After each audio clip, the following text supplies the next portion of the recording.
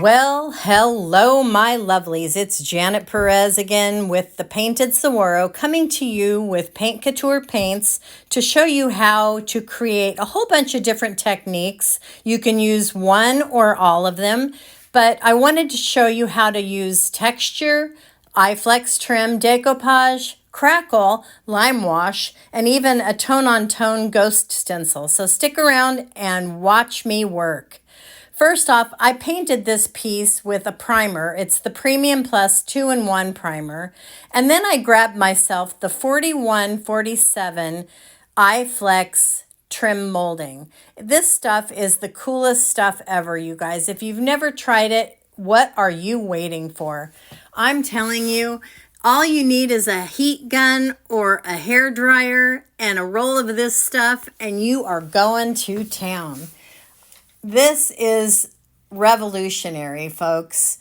I've seen this trim used in a different fashion, so many different ways. I'm using it just as is, and I'm putting it on the top two drawers and on both sides of this little dresser to just add some Mediterranean flair. And I'm using the Tight Bond Quick and Thick multi-surface glue to adhere it to the dresser top. So I cut it with a razor blade, and I'm just pressing it on and holding it there for a second, and then using my heat gun just to make sure that it's contacting at all points to the wood. And with that Quick and Thick, you really don't need to hold it. You don't need to tape it. It sticks, it adheres, and boom shakalaka, you're ready to rock and roll. So as you can see, the front drawers on this piece are slightly beveled, and that's what makes this iFlex product so revolutionary, because you don't have to worry about the curve. You can put this wood product on there and it will conform right to the shape of your drawer. So I'm measuring it, I'm cutting it. Well, I'm heating it first, obviously, and I've got glue on my fingers because I spread that glue with my fingers. I like to be able to feel the density of the glue. I like to make sure I'm getting it thoroughly across the entire surface of the backing, and so that's how I spread it. I know people can use a piece of wood or whatever, but I like to use my fingers. So now that that molding is on there, what I'm going to do is I am going to start painting it, and I'm going to use a chip brush, and I start off with Barn Door Red. It is one of the Paint Couture chalk style paints, and I'm just kind of going in a random fashion over the trim and covering it in a willy-nilly fashion. I'm not worrying about getting it on the primer because that primer is going to be covered with a couple different layers of paint when I'm done with this step, and making sure that I get a lot of different colors on this iFlex trim molding. So once I get the red on all four pieces, the next thing that I am going to do is I am going to add Firelight, which is a gorgeous orange color. And it is also one of the Paint Couture colors. It is a self-leveling mineral paint from Paint Couture. And it is a really beautiful deep orange color. It's one of my favorite colors, actually. And I don't know if you've checked it out yet, but on the All Paint Products page, you'll see a lot of the content creators for Paint Couture. We have selected some of our favorite products where you can basically click a bundle, and they're all right around $50 for the complete bundle, where you can create a piece using our favorite color combinations and product combinations. And Firelight is one of my favorite colors. So you might want to check that out. I'm going to have a link to my affiliate link on all of my postings for this video. So check it out when you get a chance. Anyway, so I'm adding the Firelight, and then the next color I'm adding is the Caribbean Coral, or Caribbean Coral, however you want to pronounce it.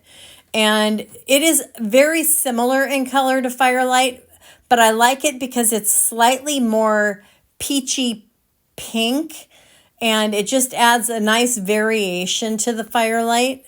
If you didn't want to purchase that similar color, you wouldn't have to. You could just use Firelight and you would be perfectly fine. But you can see it's a little bit brighter here, and it just adds just another dimension and depth to this trim molding. So I love it. And I'm blotting with the shop towel, which adds a little bit of extra texture to the piece. Now I'm adding a little bit of Tuscan Sun, and I'm just kind of dry brushing that over the top to bring out the highlight of the molding. And I love, love, love the effects that I'm getting on this. I think it's absolutely gorgeous. This trim is probably the favorite of mine that I've used so far of all the iFlex trim pieces and appliques. So now what I'm doing is I am grabbing myself some of the pitch black chalk style paint and some more some salt wash, and I am mixing it to be the consistency of brownie batter. So I grabbed about 2 scoops of the salt wash and about half a cup of the pitch black paint and a chip brush, and I'm going to town here. And I'm just stippling it over the piece. Now you'll see here in just 1 second, I'm going to start going right over that brightly colored paint. Now, special note, I let that paint completely dry overnight. So don't do this over the wet paint, but make sure that it's 100% dry. And what I'm doing is I misted it with my mister bottle, and then I'm wiping it back with some wet baby wipes, okay? And I'm using clean wipe. So once it gets dirty, I throw it on the floor to pick up later, and I'm grabbing a clean one. So you want to keep changing out your baby wipes and getting clean ones every few minutes or few seconds. And you can see that I'm starting to reveal that color beneath that black. Isn't that amazing? So that black is embedded down into the details of this mold, and the colors are popping through, and I'm in heaven because this is exactly the look I was going for. What do you guys think? Do you love this look? It's so Mediterranean, so southwestern, so Spanish style. I dig it. It's totally what I was looking for this piece. So you just keep working it until you get it where you want it. So now I'm going to continue painting the entire piece except for the top in this black chalk paint mixed with the salt wash. And you can see there the texture. Now what I'm doing, I've got the piece leaning up against another dresser against the wall. So it's at sort of a 45-degree angle because I am partially disabled and I cannot lay a piece flat. I can't lift it back up because of my back and my knees. And then I'm adding some some salt wash to the black in order to create a resist, okay? And then I mist it so that it's wet, and when it dries, it will be rock hard. So what you want to do, and you want to do this to the drawers as well, you want to clump on some of that salt wash, not cover the entire piece. You want to do it sporadically. And you can see there I've got it on the drawers, and it is already dried on the drawers, okay? So on the drawers, I had them down and out off the piece, so I was able to actually apply the salt wash exactly how I wanted it. And if you touch that salt wash and it's still powdery, you want to add more water because you want to make sure that it's rock hard and it's dry. Once it's completely dry, what I'm doing now is I'm mixed Farmhouse linen with some more salt wash so that it again is a brownie batter consistency. And I'm stippling again over that black chalk paint and over that salt wash resist. And what I'm doing here is I'm sort of dabbing it off of the trim molding. I want a hint of the white on there, but I don't want it to cover up any of the stuff that I've already done to that trim molding. I just want a hint of the white on there to add another layer of interest to it. And if I don't clean the edges off, I'm going to have to go back in and sand them, and then that will affect my layers of paint. So I'm wiping the edges of my drawers off as I go. And for me, having the drawers out to do this is much better and cleaner than trying to do this with the drawers in the piece, because your drawers will get stuck when you're doing a salt wash technique. So I don't recommend doing that. So I did the entire piece in the Farmhouse linen. As you can see here, the entire frame and the drawers are put back in. And now this is my decoupage paper. It's from Whimsykel Designs, and it's called Untamed. I mist it with my mister bottle, and that gets rid of all the wrinkles. Plus it helps it be a little more forgiving when you're applying your decoupage paste. So for the decoupage adherence, I'm using my Paint Couture Decoupage Gel in matte, and I am applying it again with a chip brush. If you haven't noticed already, all I have used as a tool so far in this application of everything is a chip brush. You don't need to go out and spend hundreds of dollars on brushes for any of this technique that I've done here, with the exception of a few of the final finishing touches. So like your top coat and whatnot. So I'm applying the decoupage gel here, and you'll see as I let the piece down, I've got it on here a little bit crooked, which I don't realize at this point until I start working my way down, and it's too late to correct at that point. But it's because I was off to the side of it and I didn't see that I put it on crooked, but it doesn't really matter. I've never put a piece of decoupage paper on crooked before, but it's because I was doing it from the side so that you guys could see what I was doing.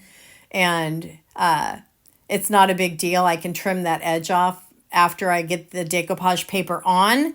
Anyway, what I'm doing here is I'm using a piece of cellophane. And if you've never used cellophane to apply decoupage paper, oh my gosh, you guys, use it, do it. It is a lifesaver. It will prevent you from getting tears. It will prevent you from getting a resist by using your hand. And you'll see that the combination of spritzing your paper and using the cellophane makes your paper so more forgiving. You can see that I'm lifting the paper on occasion if I get a wrinkle or a fold in the paper, and it's not tearing on me at all. I'm using that small spreader that has the velvet edge on it to get into those crevices between the drawers. That is a tremendous tool to have as well. But primarily I'm using simply the cellophane, and the saran wrap is all I use. And it eliminates the wrinkles. It prevents you from getting tears because you're not using your hand and getting that resist. If you want to use a brayer, put a piece of cellophane between your brayer and the paper, and that will prevent tears. I highly recommend it. So do it. And I'm just working my way down and getting this all the way down. I think I had one small wrinkle towards the bottom, and that was it. And that's simply because I can't get on the floor because of my disability. I know a lot of y'all can. I'm not able to I can get down on the floor. I can't get back up off the floor. That's my issue. So I have to sit in a chair when I do any furniture. So that's my lot in life. But you can see here that the paper went on pretty smoothly. I mean, obviously this is 4 times the speed, but it was seamless and I had no tears, I had no issues, and it was a beautiful application. So Saran wrap is my answer on getting a really great application in conjunction with the Decoupage gel, which is super forgiving. What I do next is I go over the entire piece with the Decoupage gel. What that does is it not only seals the paper for the next step, but it also helps adhere it even better if you had any spaces on your paper where maybe the gel wasn't thick enough or something.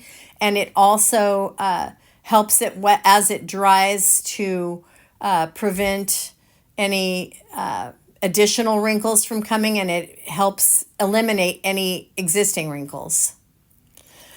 The next thing I'm doing is I'm using a very stiff putty knife that has a beveled edge, and I'm scraping off all of those little numpy bubs and bumpy nubs with that putty knife from the salt wash that I threw on there that you saw me add between the layers of paint.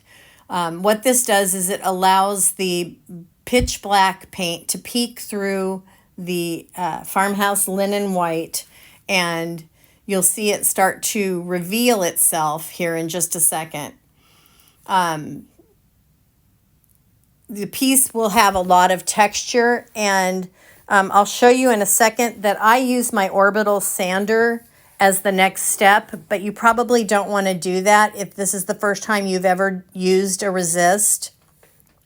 What I would suggest you do is grab yourself a sanding block and wrap a piece of 120 grit sandpaper around that sanding block and use that and do it by hand.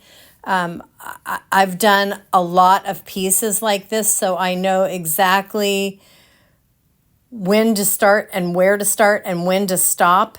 But as you're learning this process, you probably want to do it by hand so you don't over sand and then have to start all over again.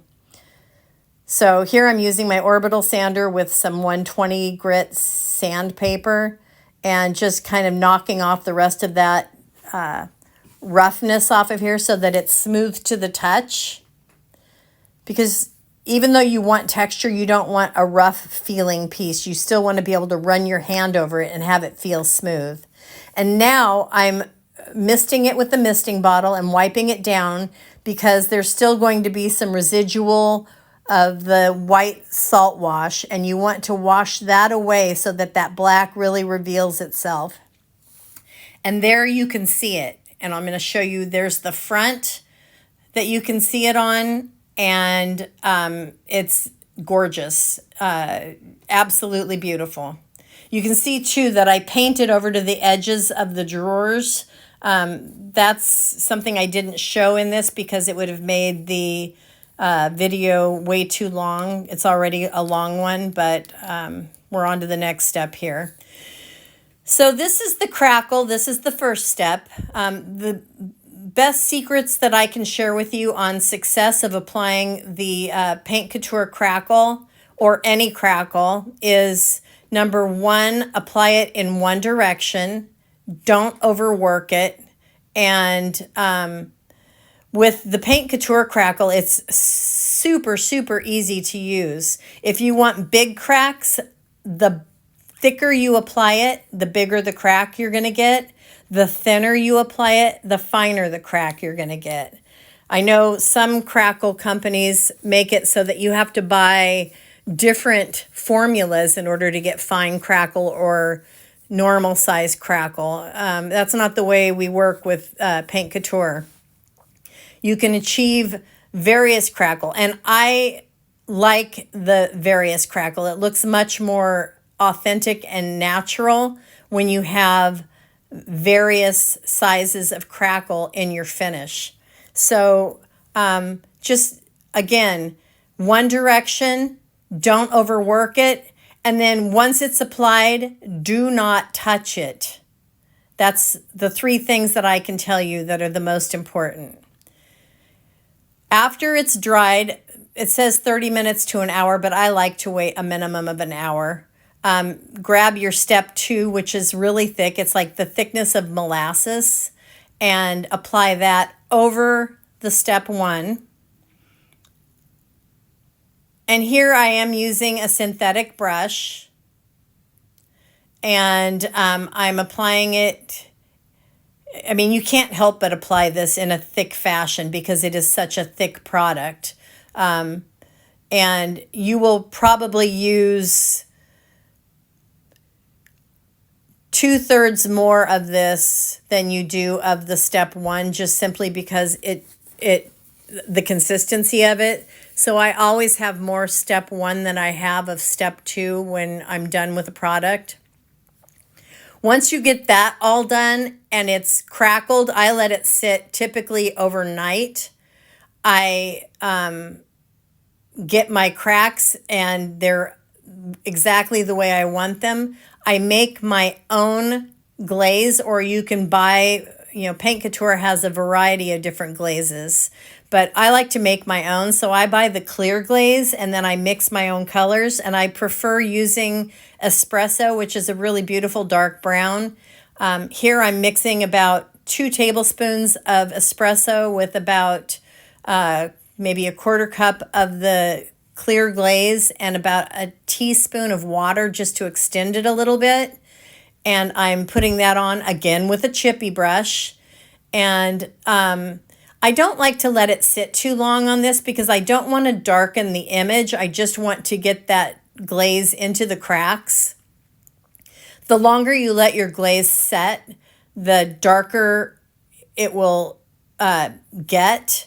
And I don't want my image to get darkened, so I'm wiping it back immediately. I just want it to embed into those cracks, which is perfect for what I want to achieve here. And I'll show you a close-up because I know you really can't see what's going on here too well on this viewpoint, but just so you can see how to apply it. And at this juncture, it doesn't really matter. You'll notice after the step 2 crackle, you'll have a really high gloss finish because it is a varnish finish. You wouldn't need to top coat it at that point. And the glaze itself is essentially a top coat. So once you wipe the glaze off, you wouldn't need to top coat it if you like that high shine finish. I like a matte finish, so I am going to go over this entire piece with my flat top coat, my Extreme Guard flat top coat, but you don't have to do that. But you can actually even see my brush reflecting on the finish of the metal on my brush reflecting on the finish of the front of this piece right now. It's got that high of a sheen on it. But once you go over it with the matte finish, you won't see the sheen at all. So there I'm showing you a close-up of that crackle, and you can see the variations in the size of the cracks, and it's achieved it beautifully. I love it. It's just fabulous. I love their crackle. It's the first thing that I ever tried from Paint Couture, and it's what made me start exploring other products that they offer and made me fall in love with the company. So the next thing I'm doing here is I am adding some of the Paint Couture Antiquing Glaze Lime Wash to the top of this piece that I actually removed the veneer from and went down to the, I believe it's just plywood top on. And I liked it better than the veneer top that was on it because I wanted that really kind of rustic look. This lime wash is a very unique product as far as I'm concerned. It has sort of a waxy feel to it, and I'm not applying it the way the instructions suggest that it be applied, where they suggest that you apply it and then wipe it back after a few minutes. I am literally almost dry brushing it on. I'm putting it on in a very thin fashion and just letting it stay on, but not putting it on in a thick coat. So I'm really happy with the finish and how it came out. It's a beautiful finish, and it's, like I said, it has almost a waxy feel to it. So I suggest you try it out if you like a lime wash look. It's different, it's unique, and I've never seen another product quite like it. I've tried other lime wash products that were much thicker and difficult to use. This was really simple to use, so check it out. Next, what I'm doing is, once that lime wash was dry, which didn't take long at all, is I grabbed a stencil, and I'm doing a tone-on-tone stencil with my roller and a mud cloth stencil that I have, using Driftwood, which is one of the Paint Couture colors. And I'm just doing a rollover on this. I wanted it to be a very subtle stencil image on the top, and you'll see once I'm all done how subtle it is. I mean, obviously when I pull the stencil away, you don't even see it. It's sort of what I call a ghost stencil. So you guys, you made it to the end. Yay! Thank you for watching. There's the stencil. And gosh, I appreciate you being here so much. If you liked this video, please give us a thumbs up, give us a follow, leave a comment. If you have any questions, let me know. And hopefully I will see you next time. And I appreciate you more than you know. Thank you so much for being here.